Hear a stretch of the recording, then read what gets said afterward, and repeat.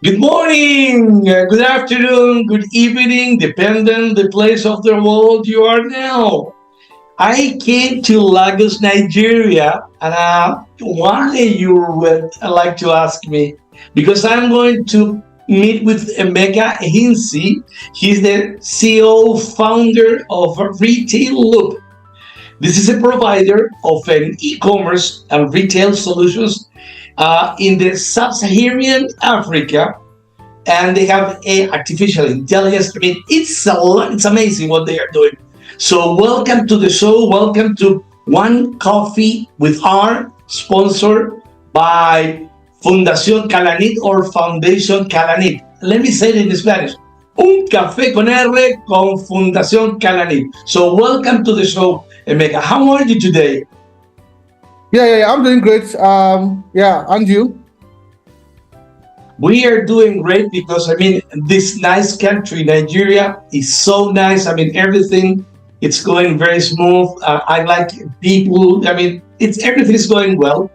But let's go and talk about Retail Loop. It's amazing, and I would like to know if you can tell the audience about the how you started, how you thought about doing Retail Loop. You told me about Nestle and what you did in the past. And this is amazing because since you started from there, now you're doing this one. So please go ahead. Okay, good. Thank you for the opportunity to talk about our story. Right, so the whole idea of Retail Loop started off in my head when I was 19 years old. That was in 2014. Yeah, as an intern in Nestle Foods, that's the Agbara factory in Ogun State, Nigeria. Right, so I was fascinated by how I would say SAP worked, and I saw firsthand how the whole of Nestle processes was on SAP. Right, so I was an IT intern, so I got to see these things firsthand, right, in terms of helping customize some of those modules for the factory workers, right? Yeah. So still granular in my head back then. Right. Fast forward as I metamorphosed in age and in terms of experience into the tech ecosystem. Right. I saw many founders solving, I would say, the e-commerce and retail's problems on the informal level, right? And I thought about like having nobody is solving for the large retailers, yeah. And so I met my co-founder Olushola Akinsulere, who happens to be working in the, I would say, retail, commerce and retail space at the moment. So that's how we got to work for a company called Retailer. That company called Retailer was, I would say, also solving for the informal segment. So what that app does was it was helping informal retailers to be able to buy directly from manufacturers instead of going to the manufacturers themselves. And looked at it again. So post COVID again, like we saw that a lot of changes happened. There was a paradigm shift, and we noticed that we did a product discovery session with some brands, luxury stores. And we saw firsthand that large retailers in emerging markets lacked the, I would say, infrastructure to grow. Some of them had existing solutions, but they were complaining that it was not customized to their own native needs. Of course, it was also not local, and also it was very, very expensive. That's how Retail Loop was born. So that's Retail Loop in a nutshell. That's the journey of Retail Loop. So thinking about post building the products, right? It's been a lot of I would say smooth sail, ups and down, but I'm happy for you to ask these questions as we proceed. So what you saw in a real huge company, an international company, then you start thinking about, I know, or we know that we can solve, we can have a solution for specific for the African countries, which is a different need for special for the small and medium-sized retail African companies, which is a total different world from this international company as Nestle Foods. So, and then you got the idea that I need to do something, and then you with your team start developing Retail Loop. Let me ask you something. Do you know what are the most promising opportunities in Africa for mid-sized businesses and companies when they will use Retail Loop? Yeah. So in Africa at the moment, the free trade zone agreement, that's African free trade zone agreement, has been signed. That offers a lot of opportunity for intra-African business, intra-African trade, right, for businesses in the region. So what that means is just like similar to the way you have in the EU region. You could sell easily to somebody in Portugal, or somebody in Finland, So and that's what Retail Loop is trying to solve. We're trying to help digitize the whole business. I would say trade in this region, right? By offering them tools, right, to run efficiently, more sustainably, and profitably. So what that means is we're offering digitization in the most granular way, right, as opposed to the most complex ways, because some of these existing solutions are quite complex, right? So, I mean, if you ask a traditional African retailer about SAP, they might be familiar with the name, but if you tell them to use SAP, I'm sure they would struggle real time, right? Because SAP requires a lot of, I would say, training. You need a support person, a specialist to always, or a consultant to always walk you through all of those processes. So what we've done is, for emerging markets, we've built a solution, right, that is granularized based on the needs, right, to fit their own business use cases, right? So a lot of opportunities. So it means that somebody in Lagos using our platform can sell to somebody in Ghana, right? So we have different components of the platform, right? So with a storefront, you could sell to somebody in Ghana, or somebody in Cairo, or somebody in Kigali, right? It means also, what it also means is, if you have a store, like chains of stores, right, across different regions, it means you could monitor those operations of those businesses from just your computer or your phone or your mobile device, right? So you don't need to be physically present in all those locations to know what's happening in your store. That way, you are focused on what improves the profit margins as opposed to operational efficiencies, right? So you see, Right. We're helping solve all these, I would say, supply chain gaps, inefficiencies gaps, and I would say also distribution gaps, right? In a nutshell. So there are major retail challenges in Africa, as I can see, and Retail Loop is kind of addressing them and helping a solution for all these, I would say, small and medium sized. And from there, could you share some insights about some of the companies that they have adopted your platform? Maybe in Nigeria, maybe if you can also give me some other examples in other African countries, so the audience will be able to know what you guys are doing, in your own country as well as in your neighbor countries. So we've signed some local manufacturers on board. At the moment, we have over 25 plus manufacturers on the platform, right? And we'll have 1,000 plus, I would say, mid-sized businesses on the platform, on our SaaS product, right? So Retail Loop has two components. The SaaS component, which means that you can sign up from anywhere in the world and use the product, right? As long as you, a retailer, you connect your printer and your barcode scanner and use it, right? There's also the enterprise side of things, component of it, where manufacturers reach out to us to say they want to customize the platform based on their own needs. So it's more of like I would say a business model for us to make more money off the SaaS, right?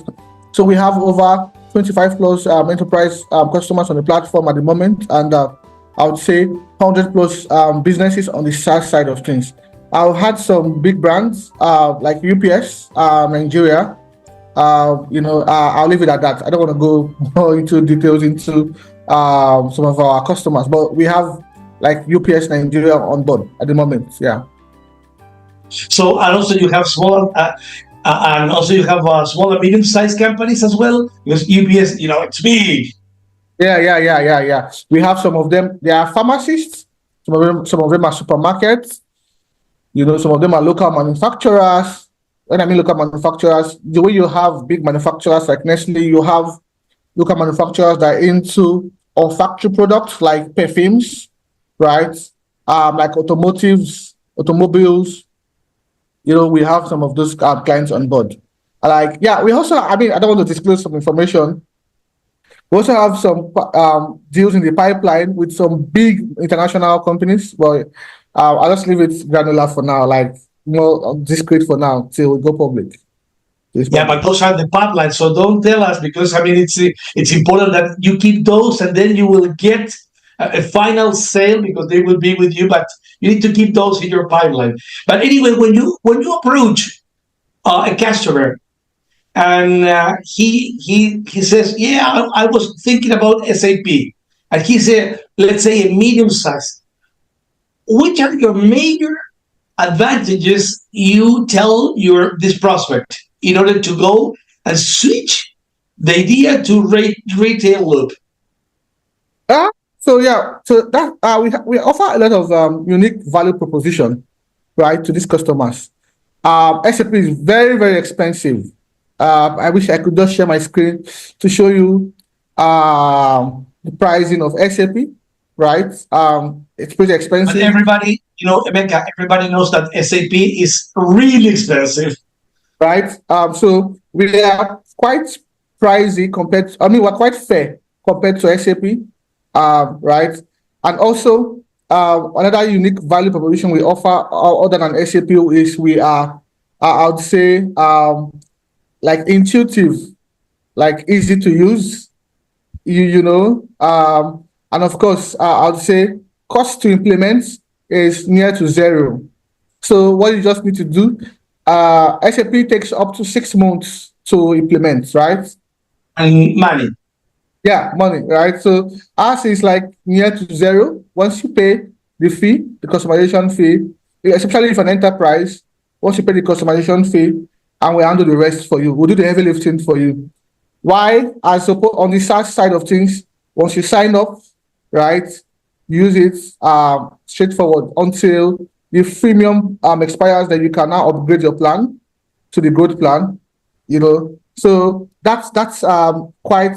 I don't think anybody can sign up on SAP. Any mid-sized business can sign up on SAP and start using it. They don't have that. They don't have that offering, right? So you have to contact them directly.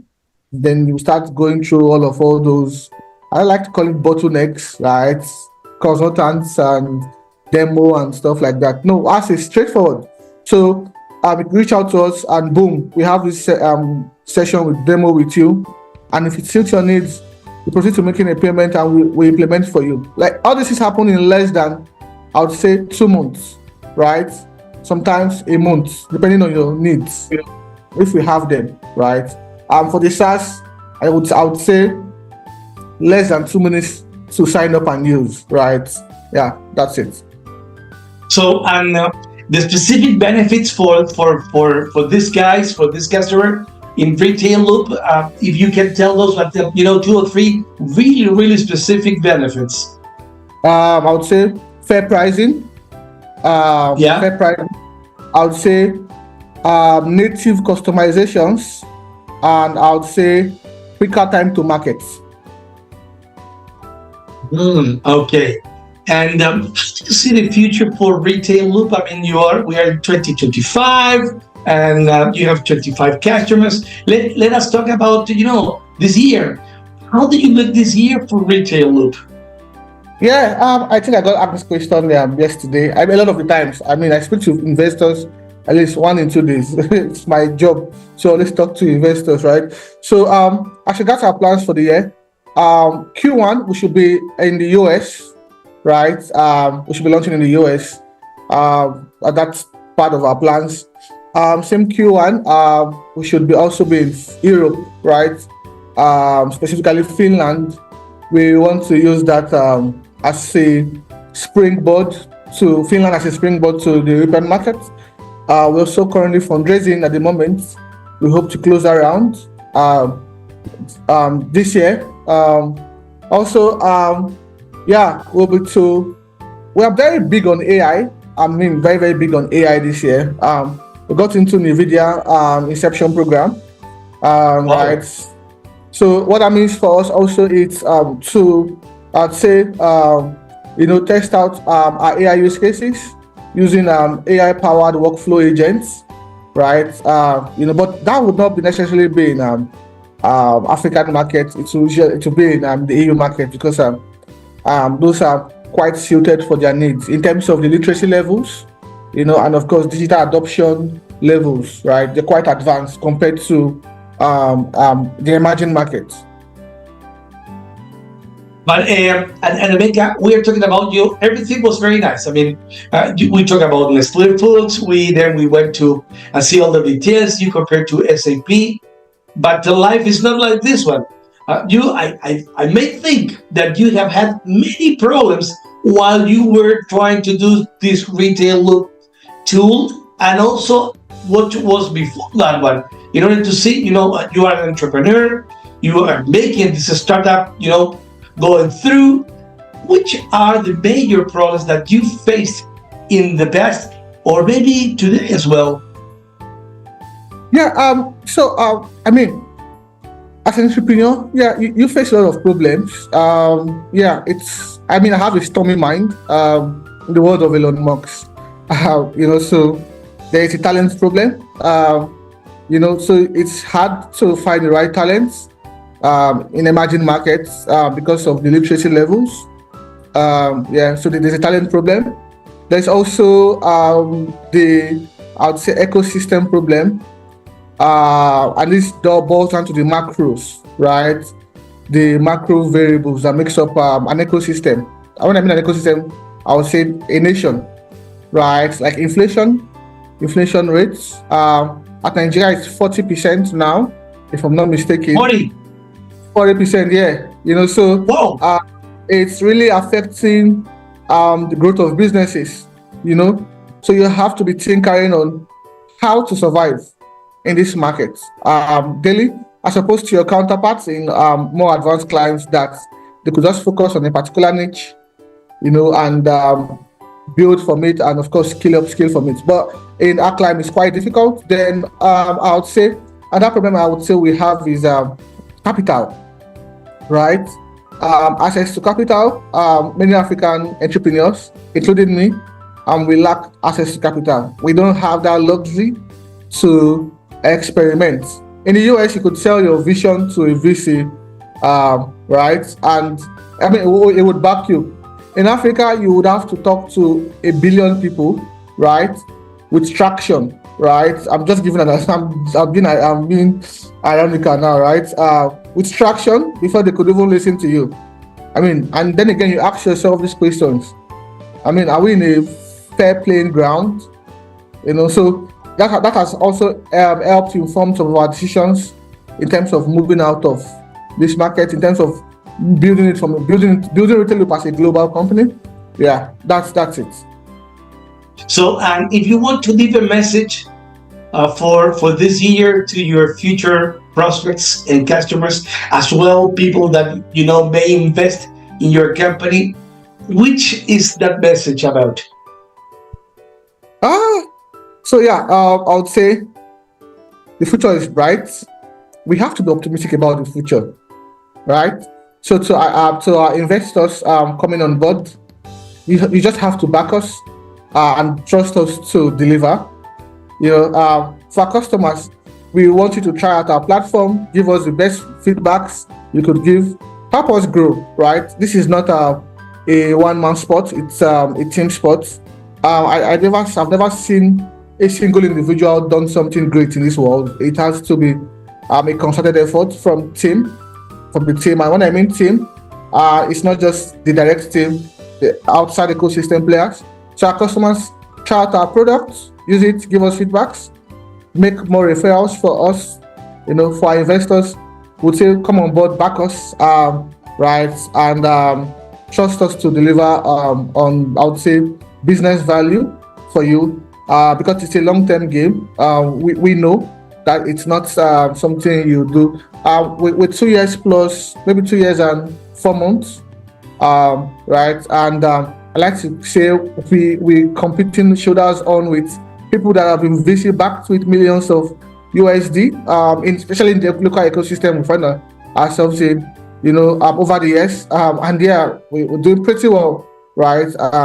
Yeah, so that's it. So sometimes it's not for the swiftest, but for he who understand the times. And yeah, so it's a team of competency. Yeah, we're very competent. I myself, I know how to get things done from an operational standpoint and strategy standpoint. Yeah, from a technical standpoint, I mean, I have an MBA, I have an EMBA. I think the latest mission is a PhD. Maybe I'll do that when in my late 30s, not now.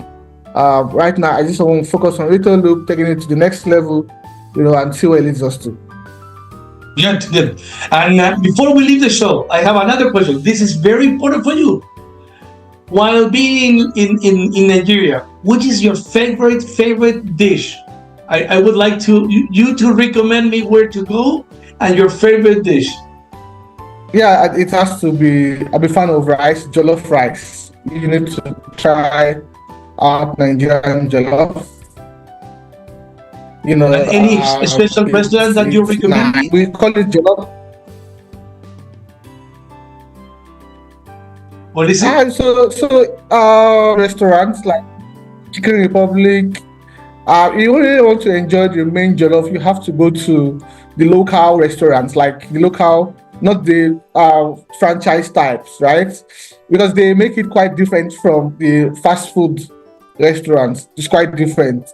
Yeah, so you get to feel the smoke of the jollof and the chicken. It's the way of producing it, making it is different from the that's the real jollof, not the one they do on fast foods, right? Although some fast foods make jollof rice that is quite similar to the local ones, but it all depends on the procedure of making it. But jollof rice and chicken or turkey, you would love it. Yeah. Okay, so that's your recommendation. Yeah. I will take it. I will take it. Well, anyway, thank you very much for this time, Emeka. It was a really good pleasure for us in Coffee with R, showing and showcasing somebody in Nigeria that with your retail look, you are trying to push and push and push, and you are a good entrepreneur. And we wish you from here really a successful year. And guys, in a Coffee with R, see you next time in the same show. And thank you, Emeka, and have a great day. Bye-bye. Bye-bye.